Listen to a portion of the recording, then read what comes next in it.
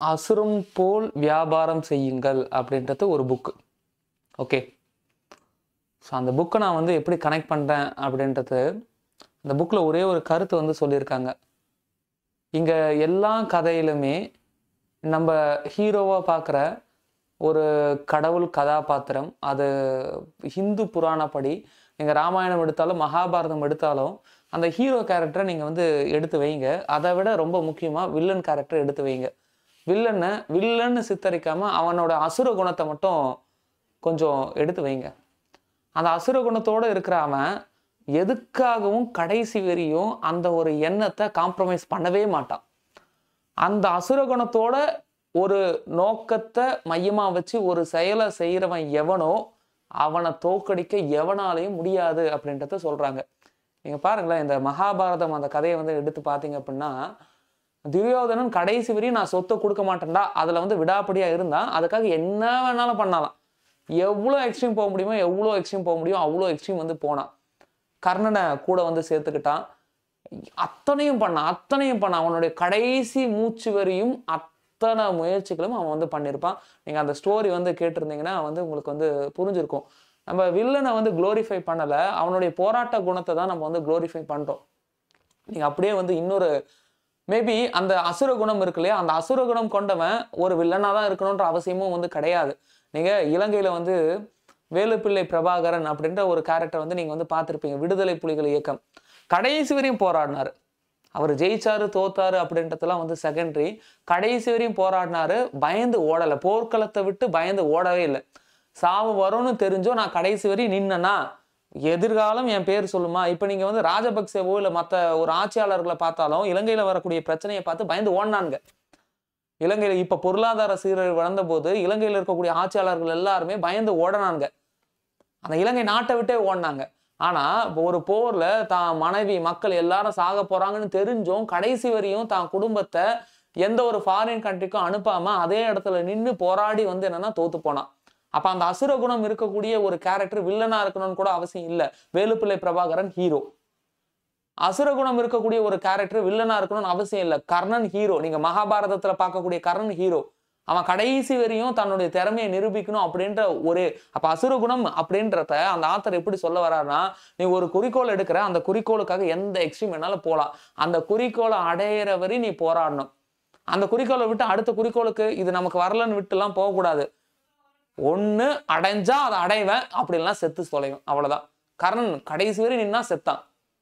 நீங்க ராவணனை பாருங்க, கடைசி வரை சீதையை விட்டே கொடுக்கலையே. சீதையை இலங்கை தான் இருக்கும், முடிஞ்சா வந்து அடிச்சு ஜெயிச்சுக்கூடா. சாவு கிட்ட வருது, பரவாயில்ல, நீ என்ன சாகடிச்சுட்டு நீ இந்த ராவணனா உயிரோடு இருக்கும் பொழுது நான் விட்டு கொடுத்தேன்னு வரவே கூடாதுன்னா. ஸோ இங்க அங்க ஹைலைட் பண்ணக்கூடிய விஷயம் என்னன்னா, அந்த அசுர குணம். எவனெல்லாம் அசுர குணத்தோடு இருக்கானோ, எவனெல்லாம் அந்த மான்ஸ்டர்ஸ் எனக்கு என்ன தேவையோ அதுக்காக நான் என்ன வேணாலும் பண்ணுவேன், இல்லை எனக்கு என்ன தேவையோ நான் என்ன வேணாலும் பண்ணுவேன், யாரை வேணாலும் அடிப்பேன்றது கிடையாது, எனக்கு என்ன தேவையோ அந்த தேவைக்காக நான் எக்ஸ்ட்ரீமா என்ன வேணாலும் பண்ணுவேன் அப்படின்னு உழைக்கிறவன் எவனாக இருந்தாலும் அது கிடைக்கும். அது நல்லவன் கெட்டவன் பார்த்து வராது. அந்த குணம் இருக்கிறவன் எவனாக இருந்தாலும் அவன் எதை ஆசைப்படுறானோ அது கண்டிப்பா வந்து கிடைச்சே தீரும். அவன் நல்லவனா கெட்டவனான்றதெல்லாம் ஐடென்டிஃபை பண்ண முடியாது. இப்ப பாருங்களேன், பணம் பிஸ்னஸ், பணம் சேர்ந்துக்கிட்டே இருக்கு ஒரு ஆளுகிட்ட.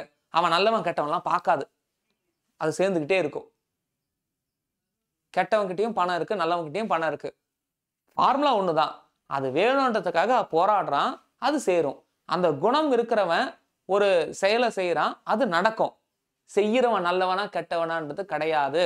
அது துரியோதனனா கர்ணனான்னு கிடையாது. அப்ப அந்த ஆத்தர் எப்படி குளோரிஃபை பண்றாரு அப்படின்னா, அனைத்து கடவுள்களும் அந்த ஒரு போராட்ட குணத்தோடு இருந்தாங்களான்னு கேட்டா இல்ல, மன்னிக்கும் குணத்தோடு வந்து இருந்தாங்க. ஆனா அத்தனை வில்லன் கதாபாத்திரமோ தான் எதுக்காக உள்ள வந்தோமோ இல்லை எதுக்காக படைக்கப்பட்டமோ அவனுடைய நோக்கம் எதுவோ அதுக்காக கடைசி வரையும் போராடினான். இட் மீன்ஸ் அவன் சாகர வரையும் அந்த போராட்ட குணத்தை விடல, அவன் சாகர வரையும் அவன் கொள்கையும் மாத்திக்கல. நீங்க சகுனி எடுத்து பார்த்தாலும் அதே மாதிரிதான் வந்து என்னன்னா இருக்கும். ஓகேவா?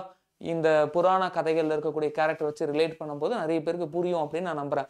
அதே போலதான் இந்த காம்படிட்டிவ் எக்ஸாம்லையும் எவனெல்லாம் அசுர குணத்தோடு இருக்கானோ அவன் மட்டும்தான் கிளியர் பண்ண முடியும். அந்த அசுர குணத்தோடு இருக்கிறவன் லஞ்சப்பேர் வழியா இருக்கலாம், அதெல்லாம் தெரியாது, அதெல்லாம் அந்த குணத்துக்கு தெரியாது. இதுதான் ஃபார்முலா. அசுர குணம் அவனை ஒரு நாளைக்கு 24 மணி நேரம் இருக்குன்னா 6 மணி நேரம் தூக்கம், ஒரு 2 மணி நேரம் உங்களுடைய மற்ற வேலைகள், சாப்பாடு இல்லை குளிக்கிறது எல்லாம், ஒரு 8 மணி நேரம் இதுலயே போகுதுன்னு வச்சுக்கோங்களேன்.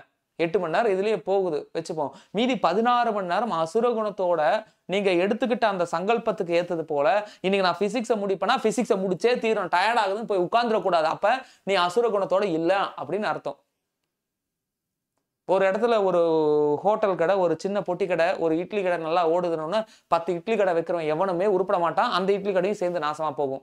அசுர குணத்தோட இருக்கிறவன் அதை பண்ண மாட்டான் அப்படின்னு சொல்றாங்க.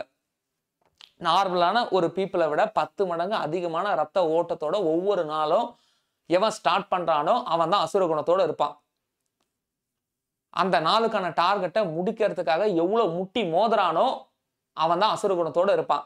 அந்த டார்கெட் நமக்கு முடிக்க வரலன்னு சொல்லிட்டு இன்னொரு டார்கெட்டை புதுசா ஆட் பண்ணி ஓடுறவன் அவன் அசுரன் கிடையாது. ஓகேவா? ஸோ ஒரு மான்ஸ்டர் போல படிங்க, ஒரு அசுரனை போல படிங்க, அதுதான் நான் வந்து சொல்ல வரேன். ஓகேவா? ஒரு தலைவன் என்றுமே பின்வாங்குவது இல்லை. அதே போலதான் பின்வாங்க கூடாது. இல்ல எது இருந்தாலும் முட்டி மோதி கடைசி எண்டு வரையும் போறோம் எவனோ அவன் தான் இந்த காம்படிட்டிவ் எக்ஸாமை கிராக் பண்றான் அப்படின்ற ஒரு மென்டாலிட்டிக்குள்ள வாங்க. வந்தீங்கன்னா நீங்க இந்த வாட்டி ஒரு ஏஇயாவோ, ஒரு ஜேடிஓவாவோ, ஒரு சர்வேயராவோ, ஒரு டிராஃப்ட்மேனாவோ கண்டிப்பா இந்த வாட்டி மாறுவீங்க. சாதாரண ஆட்கள் தான். கௌசல்யா நம்ம ஸ்டூடெண்ட் சாதாரண ஒரு ஆளாக தான் வந்து இருந்தாங்க. நித்திய மனோகரி இப்போ வந்து ட்ரைனிங் போயிட்டு இருக்காங்க. நம்ம ஃபவுண்டேஷன் பேட்ச் தான். ஓகேங்களா? இது போல் நிறைய பேர் வந்து சொல்ல முடியும். பாக்கியலட்சுமி ஊக்கமுடைய பேட்ச் தான். இன்னைக்கு பாருங்களேன் சாய் சஞ்சய் ஒரு இன்னர் சர்க்கிள் காலில் பேசினார்ல, அவர் வந்து என்னென்ன ஃபவுண்டேஷன் பேட்ச் தான். அவங்க அக்கா சார்பாக வந்து வந்தாங்க. ஓகேங்களா? அப்போ இன்னைக்கு வந்து பார்த்தீங்க அப்படின்னா ஒவ்வொரு வாட்டியும் வந்து என்னென்னா ஒரு மினிஸ்டர் ப்ரோக்ராமில் நான் நிற்கிறேன், சிஎம்மோட மீட்டிங்கு, கலெக்டரோட மீட்டிங்கு. இதெல்லாம் கேட்கறதுக்கு எவ்வளோ சந்தோஷமா இருக்கு. இந்த 2026 எலெக்ஷன் நடக்கும் பொழுது ஒரு எலெக்ஷன் பூத் அதிகாரியா இருப்பாங்க, ஒரு ரவுண்டிங் ஆபீசரா இருப்பாங்க. அப்ப புரிஞ்சுக்கோங்க, நீங்க என்னவா இருக்கணும் அப்படின்றத நீங்க இப்ப தீர்மானம் பண்ணணும். இல்ல இந்த போராட்ட குணம், இந்த அசுர குணம் எனக்கு எக்ஸாமுக்கு முந்தின நாள் நைட்டு தான் வரும்னா ஒன்றும் பண்ண முடியாது. முந்தின நாள் நைட்டு தான் நான் பேய் மாதிரி படிப்பேனா ஒன்றும் படிக்க முடியும். இங்க வார்த்தை ரொம்ப முக்கியம். பேய் மாதிரி படிக்கணும்ன்றானே, எவனாவது கடவுள் மாதிரி படிக்கணும்னு சொல்றானா? பேய் மாதிரி ஓடணும், பேய் மாதிரி படிக்கணும், அசுரம் போல படிக்கணும். இவன் கிட்ட வந்தாலே இல்ல இவனோட போராட்ட குணம் மேல அத்தனை அசுரர்களுக்கும் போராட்ட குணம் அதிகமா இருக்கும். தெய்வத்தை கம்பேர் பண்ணும்போது கடைசி வரை நின்று போராடுவான். ஏய் நீ தெய்வமாவே இருந்தாலும் பரவாயில்லடா நின்று போராடுவான். அது எந்த மதமா இருந்தாலும் சரி. அந்த குணம், அந்த போராட்ட குணம் இங்க வேணும். அந்த போராட்ட குணம் எவனுக்கு இருக்கோ அந்த ஒரு செயல் கண்டிப்பா வந்து வெற்றி அடையும். போராட்ட குணம் நல்ல ஒரு விஷயத்துல இருக்கணும். ஓகேவா? இப்போ காம்படிட்டிவ் எக்ஸாம் படிக்கிறீங்களா, ஒரு போராட்ட குணத்தோட படிங்க. உங்களுடைய வெற்றியை யாராலும் தடுக்க முடியாது.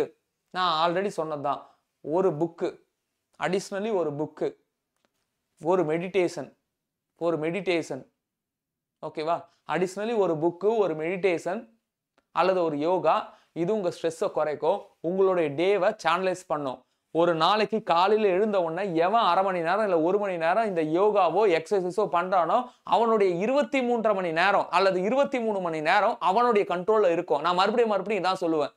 காலையில அந்த 1 மணி நேரத்துல நீ உன்னுடைய உடம்புக்கோ மனசுக்கோ நீ டைம் கொடுத்தனா அடுத்த 23 மணி நேரம் அல்லது 23 மணி நேரம் உன் கண்ட்ரோல்ல இருக்கும்.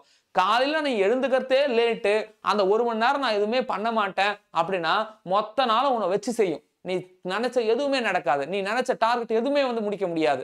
அதனால நீங்க நேரத்தை கண்ட்ரோல் பண்ண போறீங்களா இல்ல நேரம் உங்களை கண்ட்ரோல் பண்ண போதா அப்படின்றத நீங்க தான் முடிவு பண்ணணும்.